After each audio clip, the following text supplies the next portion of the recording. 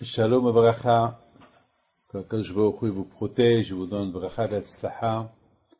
Aujourd'hui, nous allons parler un peu sur Matan Torah, étant donné que la paracha de cette semaine, la paracha de Mishpatim, c'est écrit là que les Bnei Israël ont dit Naase v'nishma. Donc, la question, elle est immense. Comment les Bnei Israël sont arrivés à dire Naase v'nishma? On fait et on écoute.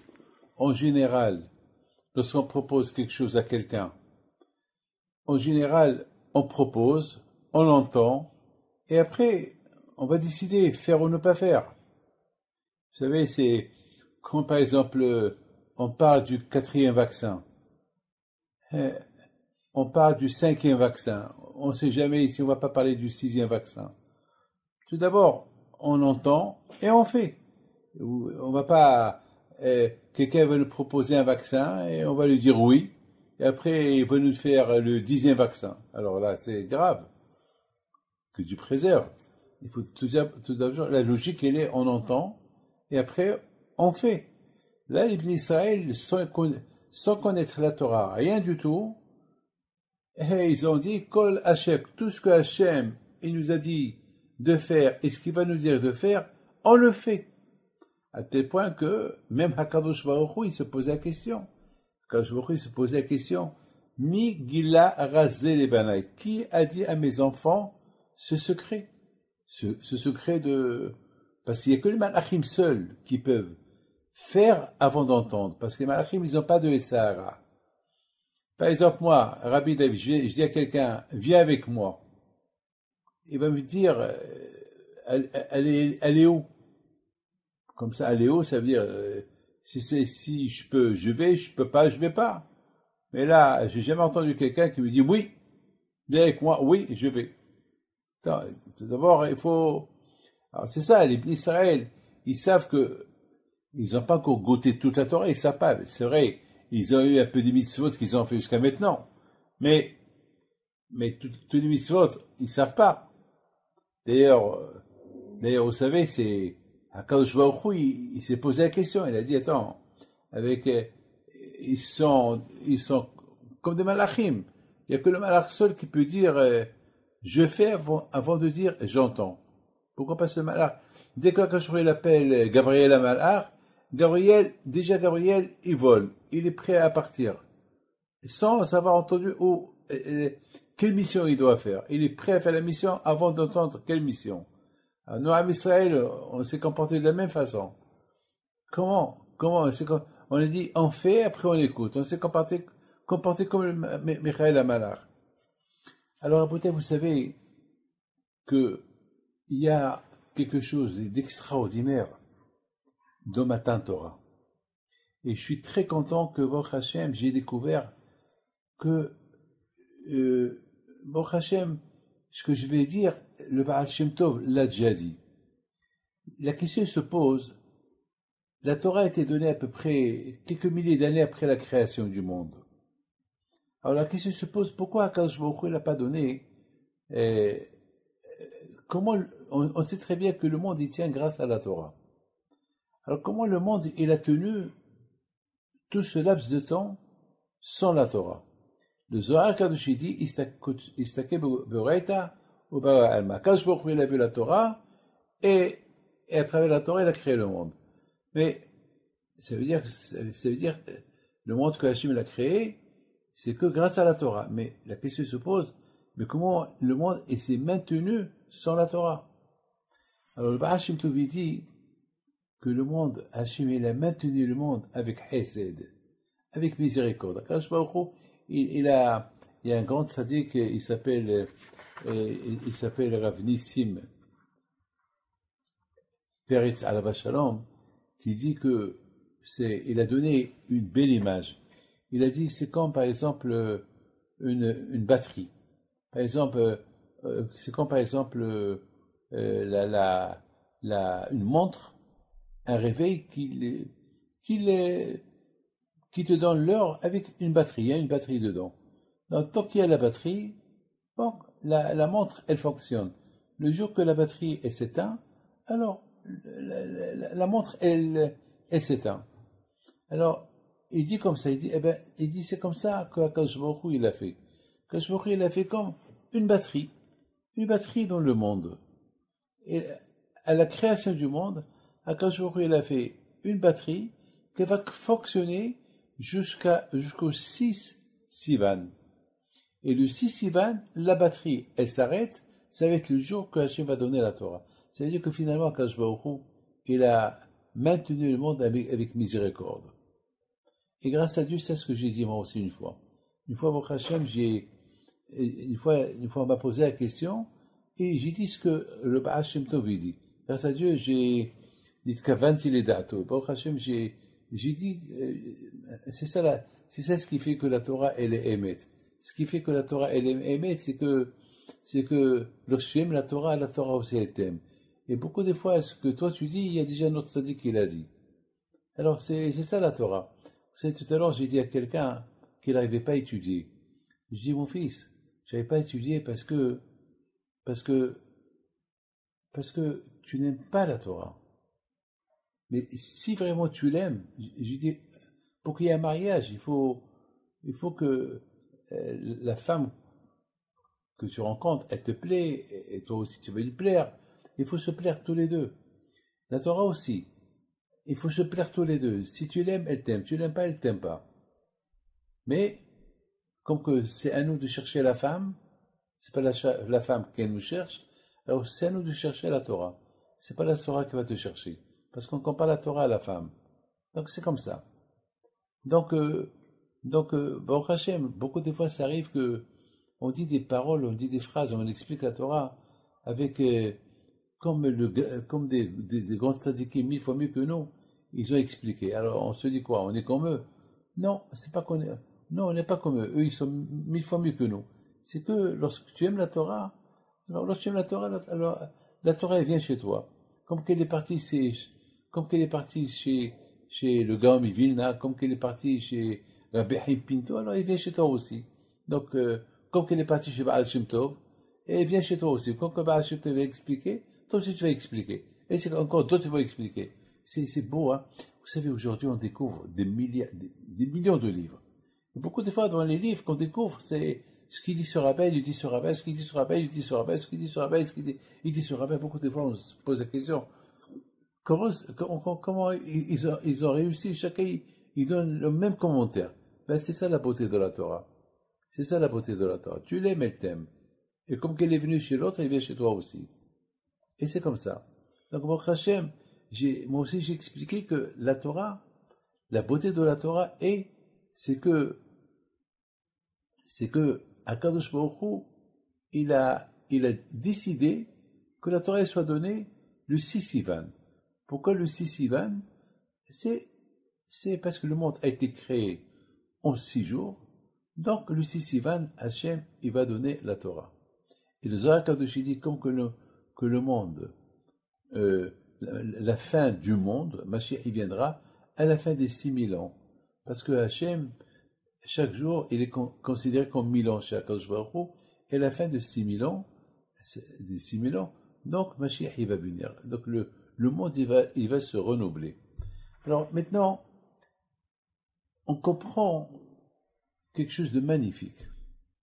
On comprend que, étant donné que Akadosh Baruch Hu, il a maintenu le monde avec Hesed, avec miséricorde, il lui a mis une batterie qui va fonctionner jusqu'à Matan Torah, et à Matan Torah, elle s'est arrêtée. Ah, mais il faut savoir une chose.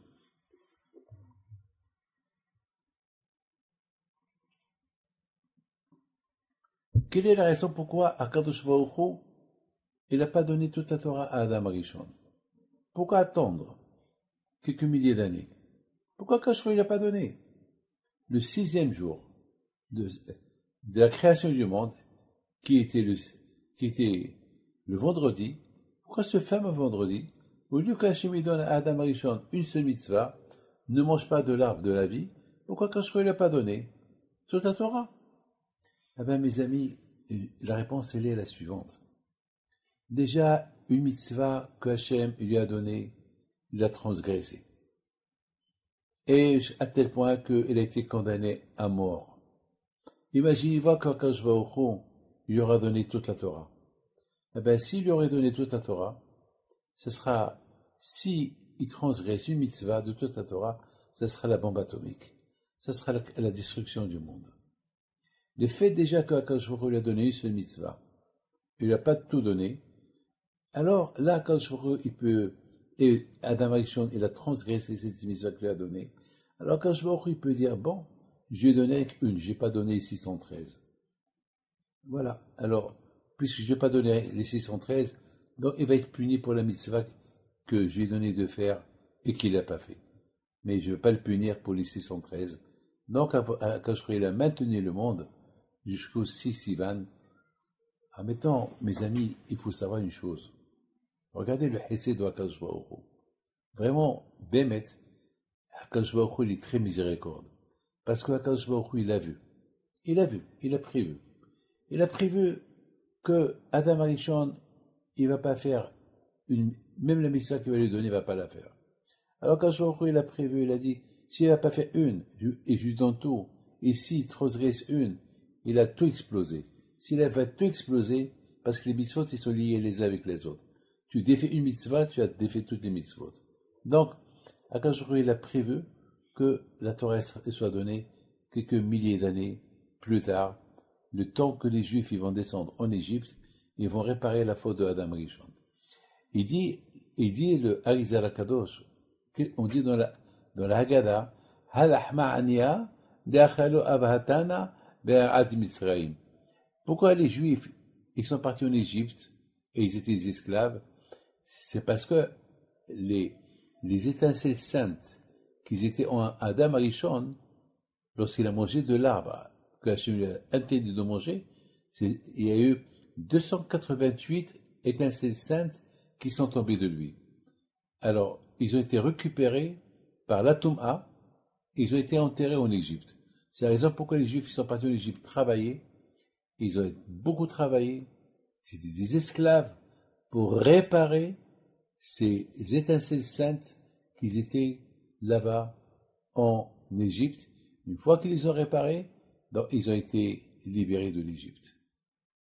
Donc ça veut dire qu'ils sont partis avec les 288 étincelles saintes que Adam Rishon a perdu. Ça veut dire, mes amis, c'est la folie ce que je vais vous dire, que c'est inimaginable ce que je vais vous dire. Maintenant, ils ont réparé les 288 étincelles saintes, et les Juifs eux-mêmes, ils étaient dans les 49 degrés de Touma. Alors c'est incroyable. Quand d'un côté, ils étaient dans 49 degrés de Touma, et en même temps, ils ont réussi à réparer les étincelles saintes de Adam Rishon. Ça veut dire que Akadosh Baruch Hu, chaque fois que les Juifs, ils ont réparé une étincelle sainte par rapport au travail dur qu'ils ont travaillé en Égypte, Akadosh Baruch Hu, il prenait cette étincelle, il l'a gardée. Il l'a gardée. Maintenant qu'ils ont tout réparé, donc ils ne pouvaient même pas rester une seconde en Égypte. Ça, ils sont arrivés à leur but. Ça, maintenant tout de suite, il faut qu'ils quittent l'Égypte pour réparer maintenant les 49 degrés de Touma où ils se trouvaient, pour pouvoir recevoir la Torah.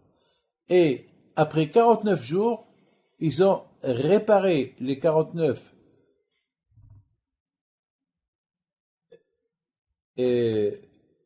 midot, les 49 degrés de Touma qu'ils étaient en eux. Donc ils sont arrivés à être kadosh comme avant la faute de Adam Rishon. Donc maintenant, on comprend très bien qu'un matin Torah, lorsque Moshe Rabbeinu leur a dit, Hachem, il va vous donner la Torah, ils ont dit, Na'aseh v'nishma. On n'a pas besoin de question. Mais comment ils sont arrivés, les Juifs, à dire Na'aseh v'nishma? La réponse, elle est, comment ils sont arrivés à dire, on fait et après on écoute? La réponse, elle est parce que les Bnei Israël sont arrivés au niveau de Adam Rishon avant la faute. Et puisqu'ils sont arrivés au niveau de Adam Rishon avant la faute, alors ils étaient comme des malachim. Comme des malachim. Donc, comme le malach il dit, j'ai fait avant qu'il entende, là aussi ils ont dit, on fait avant qu'ils ont entendu, qu'est-ce qu'Akadosh Baruch Hu va leur donner. D'ailleurs, j'ai une preuve à tout ce que je suis en train de dire. Vous savez que lorsque Akadosh Baruch Hu a créé Adam Rishon, et les malachim, ils ont vu Adam Rishon, ils ont cru que Adam Rishon c'est un dieu.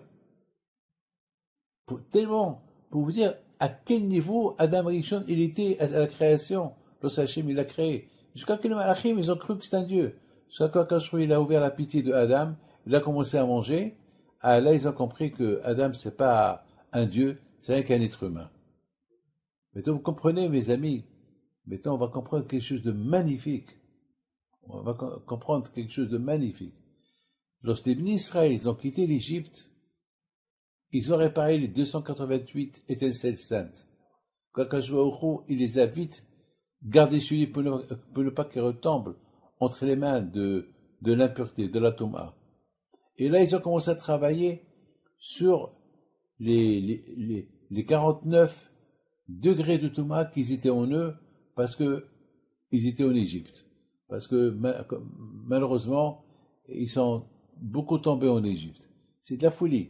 C'est comme quelqu'un, c'est comme si on dit quelqu'un, d'un côté, il est sale, il est très sale, et de l'autre côté, et il met des vêtements blancs. C'est de la folie. C'est de la folie. C'est quelque chose qu'on ne peut pas comprendre. Eh ben, c'est comme ça. Les blessés d'un côté, ils étaient sales par rapport aux 49 degrés de Thomas où ils étaient, mais ils étaient propres par rapport aux 288 étincelles saintes qu'ils ont réparées de Adam Rishon. Donc, en réparant les 288 midot de Adam Rishon, de étincelles saintes de Adam Rishon, et en réparant les 49 degrés de Thomas, donc ils sont devenus comme des malachim. Ils sont devenus comme des malachim. Donc maintenant, on comprend très bien deux choses. Comment le monde, depuis sa création jusqu'à Matan Torah, il s'est maintenu Behesed, et à partir de Matan Torah, ça y est, maintenant les bénis Israël, maintenant, ils étaient capables de maintenir le monde par leur mérite. Et c'est la raison, mes amis, que Hachamim ils disent que au moment qu'Hachem a dit Anochi, Hachamim ils disent qu'il s'est passé quelque chose. Qu'est-ce qui s'est passé? Il s'est passé que même le monde entier il s'est paralysé. Le monde entier était paralysé. Rien ne bougeait. Rien ne bougeait. Mais s'il y avait un oiseau qui était en train de voler, alors il s'est arrêté en plein vol. Un bébé qui était en train de pleurer, il s'est arrêté de pleurer. S'il y avait un tsunami, une grosse vague qui venait quelque part, le tsunami il s'est arrêté comme une muraille. Toute l'air s'est arrêté, tout s'est arrêté. Pourquoi? Eh bien, comme on l'a expliqué, ça c'était, Hachem a voulu montrer au Israël, jusqu'à maintenant j'ai maintenu le monde avec Hesed, avec miséricorde. Voilà, j'avais comme j'ai expliqué tout à l'heure, que le monde était comme sur une batterie, et la batterie là, elle s'est arrêtée. Plutôt que la batterie s'est arrêtée, donc le monde maintenant, il fonctionne plus avec la batterie. Maintenant le monde, il va commencer à fonctionner par rapport à la Torah que vous allez commencer à faire. Et c'est la raison pourquoi Kashvouch il a arrêté. Le monde entier a été arrêté, c'est comme la batterie, c'est fini. C'est-à-dire que Kashvouch dit Israël, jusqu'à maintenant, le monde était maintenu. À partir de maintenant, vous êtes capable, vous êtes comme des malachim, vous avez dit c'est Vinishma. Alors, maintenant, à partir de maintenant, le monde, il va fonctionner par rapport à vous. C'est extraordinaire. C'est extraordinaire. Maintenant, il y a quelque chose de magnifique que je vais vous dire. Il dit, Shema Melech ton Shirachem, Nafshi Yatsa Bedabero. C'est quoi? Au moment qu'Hachem il a dit, au moment qu'Hachem il a dit, Anochi, c'est moi Hachem, c'est écrit que les Juifs, ils sont morts. la neshama de chaque juif, elle est montée au ciel. Et la Torah, elle a commencé à pleurer. Il a dit à la Torah Kadosh Baruch Hu, alors ces juifs-là à qui tu as donné la Torah, ils sont morts. Alors quoi? On leur donne la Torah. On dit que la Torah c'est la vie. Alors, Nafshi Yatsab, mon âme, elle est sortie lorsque Hachem l'a dit Anochi. Alors quand je tout de suite, il a remis la neshama à chaque juif. Ah, maintenant, moi, je me pose une question. Je dis, attends, je comprends pas. Pourquoi Kashro, il a fait ça? Pourquoi maintenant Torah, Kashro, il a fait à ce que le monde, que les juifs qui ont reçu la Torah, leur âme s'est arrêtée? Quelle est la raison? Mes amis, la raison, elle est simple. Akadosh il a voulu renouveler le corps de la personne. Parce que maintenant, ils étaient à 49 degrés de Thomas. Maintenant, ça y est. Maintenant, le corps, il est plus qu'il était avant. C'est comme par exemple, on dit un converti, le jour qu'il fait la Brit Mila et il fait le mikvé, eh ben, comme s'il vient de naître. Alors là aussi, Hachem, il leur a enlevé la neshama pour effacer tout leur passé, et maintenant, il vient de naître. C'est comme si maintenant, l'homme est né. Et l'homme est né vendredi, et la Torah a été donnée le 6 jours, le 6 Sivan. Vendredi, c'est le sixième jour de la semaine, le 6-6. Alors, à Botaï, 6, ça fait 12. Le 12, c'est les 12 tribus qui ont reçu la Torah. C'est extraordinaire. Bon, ben, ce petit cours de Torah là, c'est le Nishmat, une femme, tzadéket, qu'elle est décédée comme aujourd'hui, Aïda Bat Mazal Cohen, la femme de Rabbi Meir Cohen, à la Shalom.